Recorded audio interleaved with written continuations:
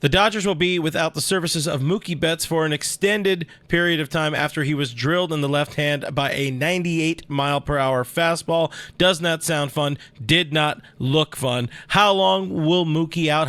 Will be out? How long could Mookie Betts be out? What is the short-term plan for the Dodgers? What might the long-term plan be? We're diving into the painful loss of Mookie Betts here on another edition of the All Dodgers podcast. First, my name is Clint Macias. Find me as Real FRG on the social media platforms. I'm a longtime baseball writer. I've covered the Dodgers for years here on the internet machine, and now I'm doing it on my own channel, All Dodgers with Clint Macias. Hey, that's my name. Subscribe if you would not mind. It's something that is completely free. Hit that thumbs up button. I guess, you don't want to like the fact that Mookie Betts is injured, but you're liking the fact that I'm doing this, that we're giving you free content here on the internet, and we're going to have a little bit of a conversation about this Mookie Betts situation. So again, broken hand, the worst case scenario that if you were watching the game, if you watched it live, you kind of assumed nothing about it looked good. We see it here on the screen. Mookie Betts down for a hot minute, writhing in pain on the floor. Could not move that left hand for quite some time. He said after the game it went completely numb, started getting some feeling back, but yeah, again, the worst fears realized. It is broken.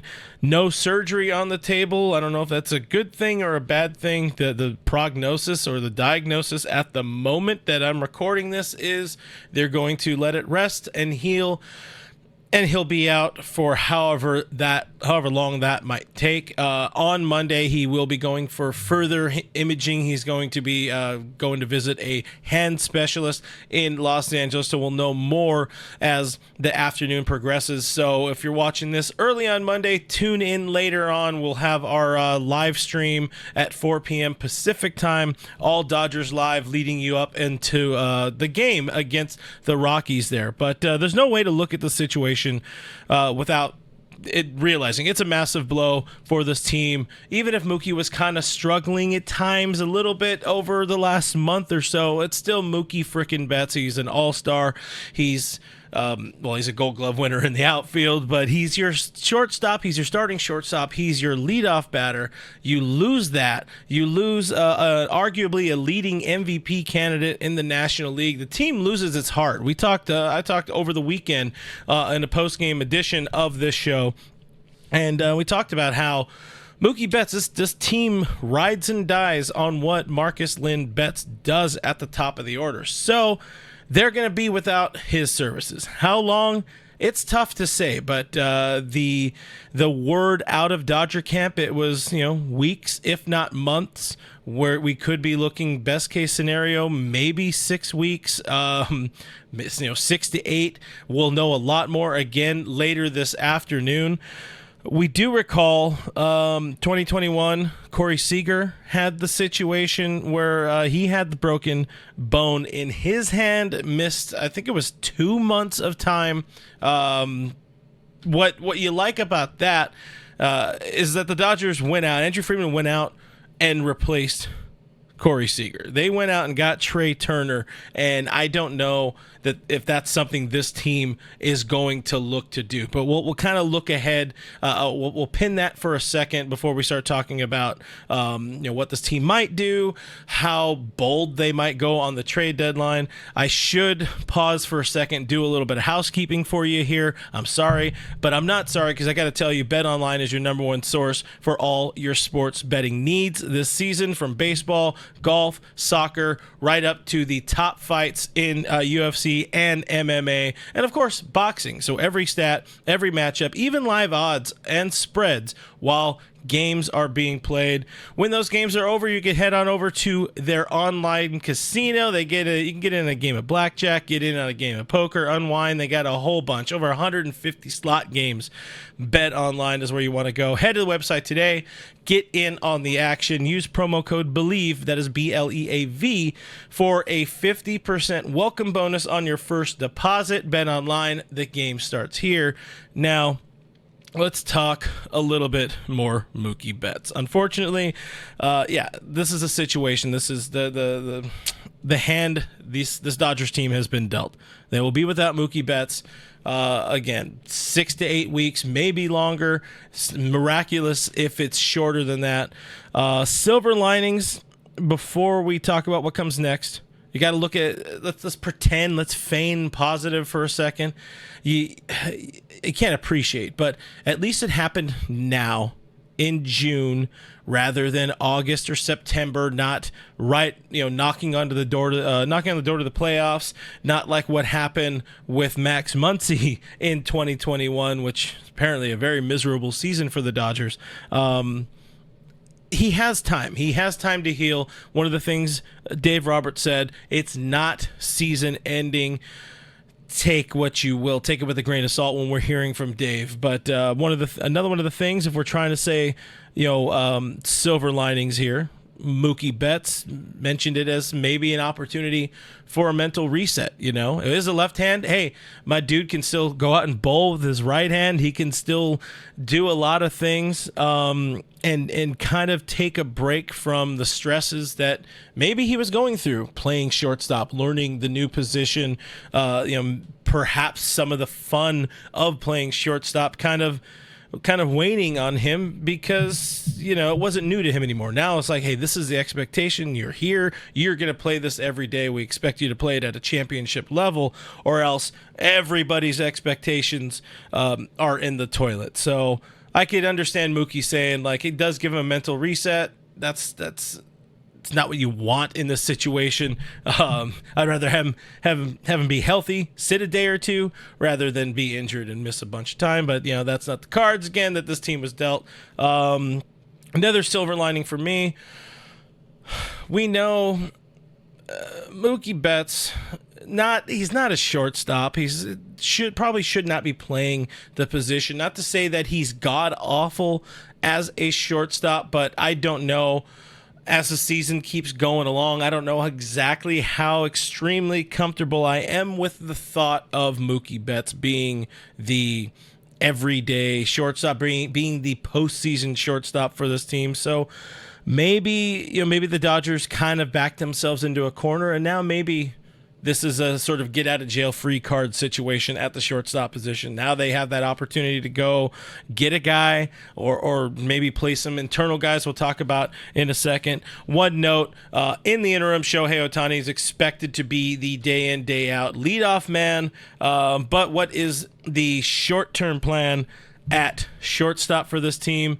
The immediate, Dave Roberts already told us, it's going to be Miguel Rojas, which that's a win, in my opinion, because this is a guy we've been clamoring for already on this channel for the last month or two or three. So Miggy Ro will be that guy. Kike Hernandez, which I'm a little more cringe about, but Kike will be...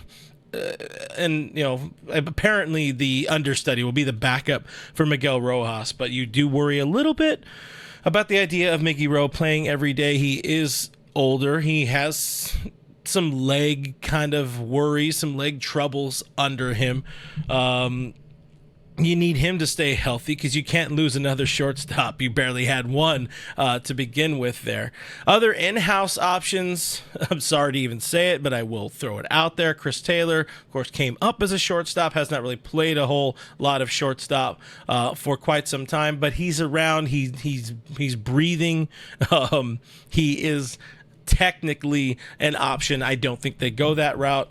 Kevin Biggio is a guy who's around. He's played a little bit of everywhere on the diamond over the course of his career. If the plan is, Kevin Biggio, the Dodgers very much have a problem. Even if it's a short-term plan, the Dodgers would have a problem. I also just kind of wonder aloud, maybe, just maybe, the team could experiment again with Gavin Lux as a shortstop. I think now, recording this shortly after the injury to Mookie Betts, so we're a few months into the season now. Gavin is playing better. The bat is, like I've said in a few of these streams recently, he's not a problem right now. Gavin Lux is not a problem.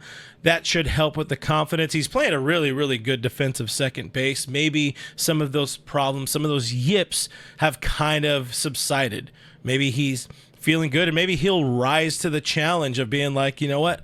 shit, my team needs me at shortstop. Dave, let me try just in practice. Let me play some short. Let's see how we're feeling, and then maybe get him an inning or two in games, in blowouts, whatever it is. I'm just saying it's an opportunity for them to kind of go back and just re-examine Gavin Lux as a shortstop, because this was supposed to be the heir apparent. This was supposed to be the shortstop for this team. Is it perfect? No. Will the team do it? Not very likely. If Miguel Rojas gets hurt, or something, that's a different story. But again, I just want to throw that out there. Maybe it's a possibility. I don't know. You let me know. Do you guys want to see Gavin Lux not get the keys, not get handed the keys to shortstop, but at least get a little bit of an opportunity to get his feet wet back over there? Because we've seen him do it. He was actually the original fill-in for Corey Seager when he got hurt in 2021. So it's not like he hasn't played shortstop as a big leaguer. The problem was the throwing. The problem was the mental. Maybe he's gotten over some of those mental hurdles. Other in-house, more in-organization options, not directly shortstop, but we mentioned the man's name a bunch on here. I would be remiss if I don't bring up Andre Lipsius, who continues to do very, very well at AAA. Defense is not his calling card. We'll talk more about Lipsius later this week on the channel, so do subscribe if you want to see that. But he's somebody who is around, and another name that's a more natural fit, given that he's playing shortstop for the AAA Dodgers. Trey Sweeney. He's a guy the Dodgers picked up in the offseason from the New York Yankees. Did some things to make him good, make him better as a prospect in the organization, doing what the Dodgers do, helping him out a little bit when it comes to rounding out his game, particularly with the bat. We heard about the glove when he was traded over here, but he's somebody, if he has a little bit of a bat, he can play. He can play at the big league level. He's a left-handed batter, does have some big-time splits. He pretty much right now can only hit right-handed pitching. So maybe that is another way to give Miguel Rojas some time off if it is Trey Sweeney up. The plan, it's going to be Miguel Vargas getting the call back up with Mookie Betts going on the injured list.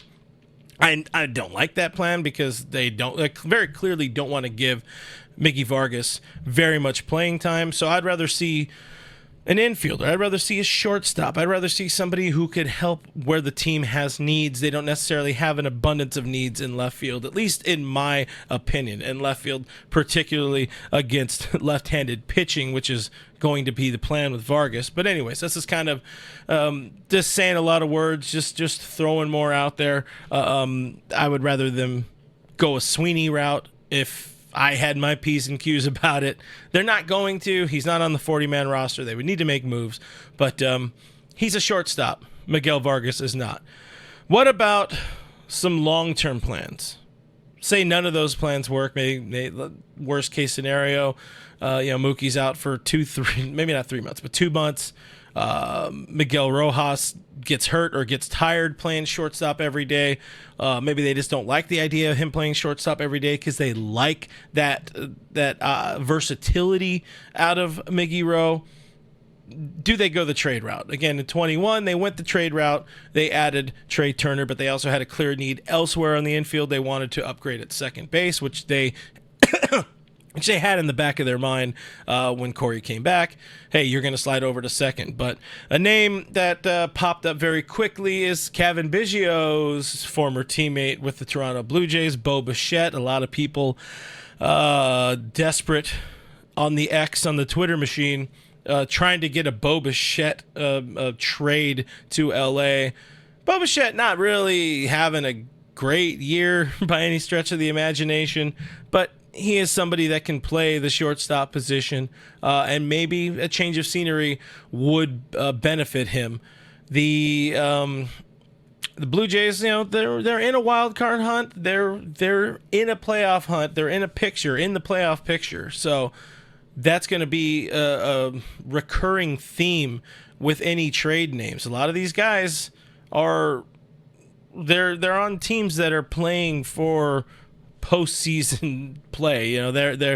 These teams are not, as of the middle of June, they don't know if they're going to be buyers, they're going to be sellers. So it's a tough time to lose Mookie Betts. And I mean, it's not the toughest of times because all the reasons we already talked about, but it's a tough time where if you are trying to immediately trade and fill the hole at shortstop, it's not the most ideal time on the calendar.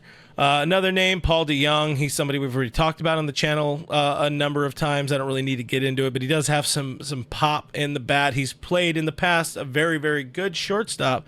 Not as good in recent years, but he's somebody who's around. He has a pulse, potentially available. For fun, for me, because I said it a few weeks ago, got a little bit of trash about it on the internet, but the Mets are bad, and they have Francisco Lindor, and it's just a bad partnership there.